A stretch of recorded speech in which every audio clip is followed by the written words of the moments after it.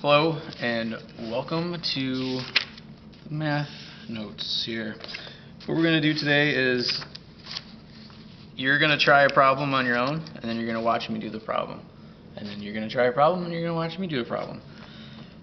We're going to start with page 621, number 57, which is about an arithmetic sequence. It's got a common difference of 7. I can tell that from this term right here. So each thing's going to go up by 7. List the first 3 terms, yada yada. So let's get going again. That's 621, number 57. It's part of your assignment for the day. Alright, the sequence is defined by a t. Now usually you'll see that as an n, but you can use a t, that's fine. And the first 3 terms would be, you just plug in 1, a 2, and a 3 for the n. So for A, first 3 terms, plugging in 1, you're going to end up with -5. Plugging in 2, it's 14 minus 12 is 2. And plugging in 3 would be 21 minus 12, which is 9. For part B, do it here. It says, determine if it's arithmetic or geometric. It is arithmetic because there's a common difference of 7. You can see that. Plus 7, plus 7. Okay? Common difference of 7, arithmetic. For part C, find the 100th term of the sequence. And for C, we have the nth term already given to us, so all you got to do now is plug in 100. That's the first term, second term, third term, blah blah blah blah blah. To get to the 100th term, you plug in 100. So 700 minus 12 is 688. That'd be the 100th term of the sequence. And then part D gets a little bit more complicated, but it's not too bad. For part D, it says find the sum of the first 100 terms. And by the way, you can be like watching me on your cell phone or something, and then go to the book on your computer. 2 devices would work well for this, so that you're looking at the book as well as watching me. So for this, I'm going to get my formula packet. The sum of n terms of an arithmetic sequence. We've got 2 options.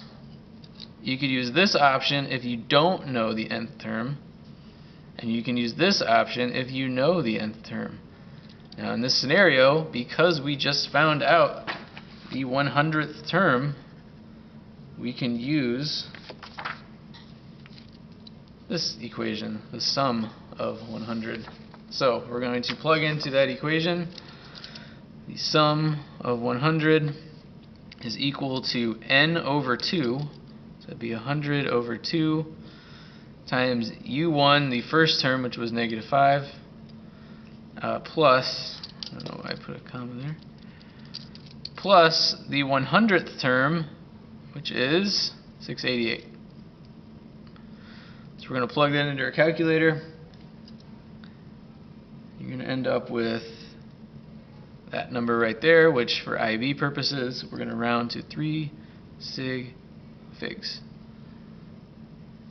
There we have it. For the next number, we are on number 70. This one gets a little bit more tricky. So let's move in our book to number 70. And I'm going to have you skip C on this one because we haven't really learned much about our calculator yet, and you're going to do this one in your calculator for C, but we're going to skip that for now. So 70 is geometric sequence has a term given by the following. So it's definitely a geometric. And a couple of things about this. Here's your R, which is your common ratio, and here's your starting point, 6. And you'll see why in a second. So the geometric sequence is defined by this.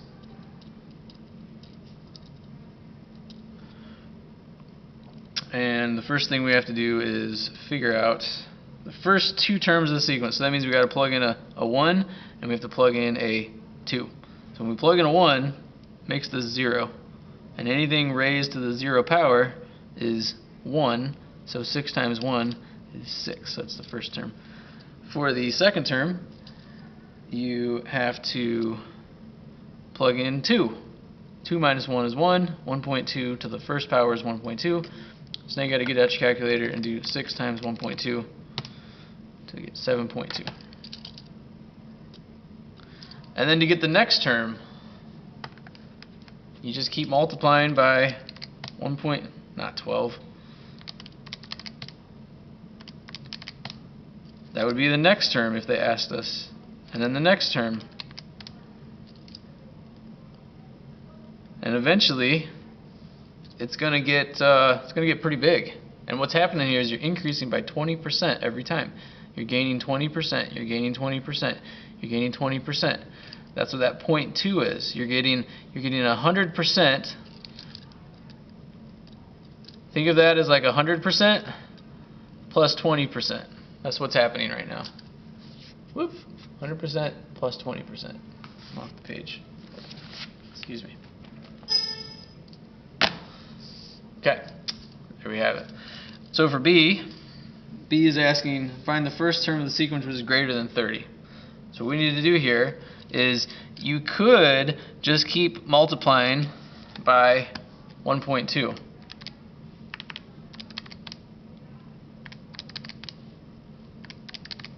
And figure out how many times it took you to get bigger than 30. And there we are, however many times that took.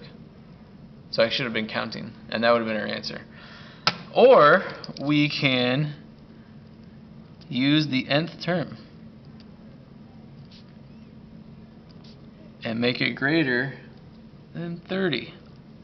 And we can solve for n using a bit of Algebra 2 actually. So remember Algebra 2. So the first thing we're going to do to solve this is we're going to take this 6 and divide it over. Do you know what's coming? Yes, logs. Logs are coming. To get an exponent out of an exponent, you got to do a log. And so what we're going to do is do the natural log. I like the natural log. It just feels more natural. Like that. We're going to do the natural log of this side and the natural log of this side.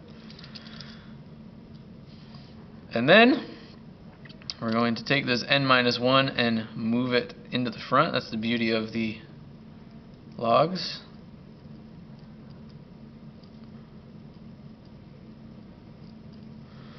And then we're going to take this whole thing and divide it under there, which leaves us with n minus 1 is greater than the natural log of 5 over the natural log of 1.2. And we'll take this 1 and we'll add it over. And there we have it. And that ends up being n is greater than, plug all that into your calculator, 9.83. Which means n is 10. Alright, so the 10th, after multiplying by 1.2, the 10th term of this sequence will be greater than 30. The next question that we're going to do is 79.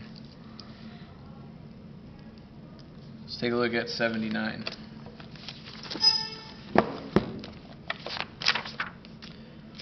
Number 79. This is not a arithmetic sequence question, it's more of a 1.1 question. Speed of sound can be found using the formula of the following. I guess that's kind of arithmetic. Where T is the temperature of the air in degrees Celsius. Yeah, it's arithmetic, it's a line. Determine the speed of sound at 20 degrees Celsius, do not round your answer, blah, blah, blah, blah, blah. Okay, so we're on page 625. Let's do this question together. Pause and then do it by yourself. So 79, the speed of sound, I'm going to write out the important information, can be found using this equation. The fact that we can even have equations at all to represent something as complicated as the speed of sound, and this is meters per second, is just mind-boggling. Like, why can we even get an equation? So the first thing is A, determine the speed of sound at 20 degrees Celsius. Do not round your answer. So all we're doing is plugging in 20. 31.3 plus 0.606 times 20 degrees Celsius. Looks like the answer is 343.42. For part B, determine the distance sound travels in 10 minutes at 20 degrees Celsius. Write your answer in the form of the following. This was meters per second, by the way. So if it goes 343.42 meters in 1 second, how long is it going to go in 10 minutes? We can go back to chemistry actually for this. 3.4342 meters in 1 second.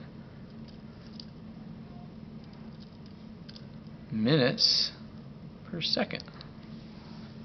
How many minutes are there in 1 second? There's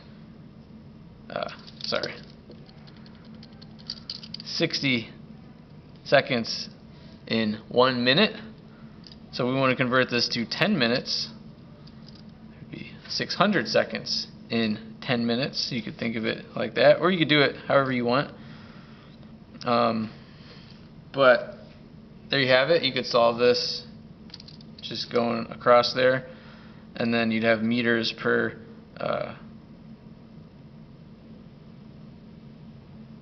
I guess that would give you meters per minute. That would cross off anyway. You're still going to get meters per minute. So forget about the 10 seconds for a second. So 343.42 times 60 gives you 20,605.2 meters per minute. That's what we have right now. So now we need to multiply that by 10 to get 10 minutes. I don't know why I just did that in my calculator. So there it is. That is meters now. So there we have it. That's the answer for B. So now going back and doing C. On a hot day, the temperature rises from 20 to 45 degrees Celsius. Calculate the percentage increase in the speed of sound which results from this change in air temperature. Okay, so we already have that 20 degrees implies 343.42, and 45 degrees, we just got to plug in 45 into this equation.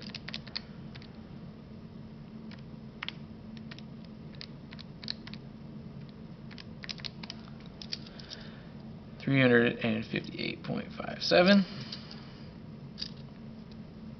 And the question is, on a hot day, calculate the percentage increase in the speed of sound.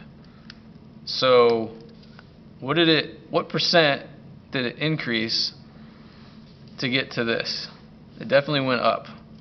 So we're going to go back to algebra just a little bit. 343.42 times x times something equals 358.57. That'll find us the percentage that we have to multiply this by to get to that. This is just like some algebra stuff that is good to review. And then you just divide that over.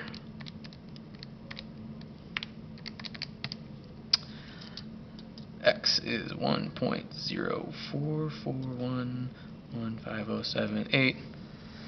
So you're increasing by about 104%. And that would be the answer for that. Alright. We have another question that we're going to go through, and that is question 99. 99. Let's take a look at number 99. There's a money question. A woman deposits $100 in her son's savings account on his first birthday. She deposits $125 on his second birthday, $150 on his third birthday. To me, that looks like it's increasing by $25 every time. The amount, that's an arithmetic sequence because there's a common difference. Okay, so here's the sequence. 100, 125, 150. I bet you can figure out how it goes from there. The first question is, calculate the amount of money she will deposit into her son's account on his 15th birthday. That's the 15th term of this sequence, when the common difference is 25. So you could just work this out until you get to the 15th term. But we can do better. The nth term of an arithmetic sequence is given by that. So if we want the 15th term, you just plug in.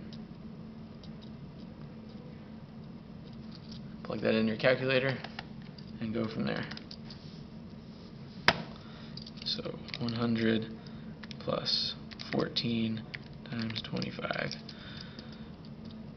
is 450. So on his 15th birthday, she's going to put in $450. Part B. It says find the total amount she will have deposited over 15 years. Total amount. So that's that plus that plus that plus all of it up to 15 years. That is the sum of 15. That's what we're looking for. Do you know the 15th term? We do. We do know the 15th term. So in that scenario, because we know the 15th term, we can use this equation for the sum, n over 2. So therefore, sum of 15 will be n over 2, 15 over 2, times the first term, which is 100, plus the last term, which is 450. If you didn't know that 450, you'd have to use the other equation. So now we can plug that in. 100 plus 450 times 15 divided by 2. Looks like $4,125. Here we have it. Very cool. The next problem on the list is number 114. Number 114. And let's see here. Number 114.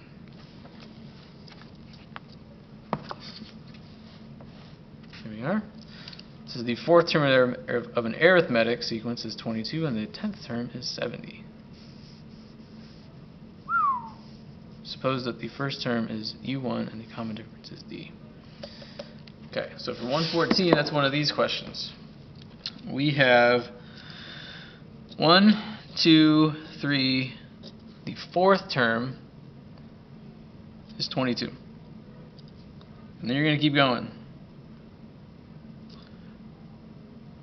1, 2, 3, 4, 5, 6, 7, 8, 9, and then the 10th term is 70. That's the situation. And we have to now work out the problems based off of this scenario. So there must be a common difference that takes us up to 7. You could guess and check. You could do like plus 7, plus 7, plus 7, plus 7, plus 7. Figure it out. I'm going to stop the video and we'll do this on the next one.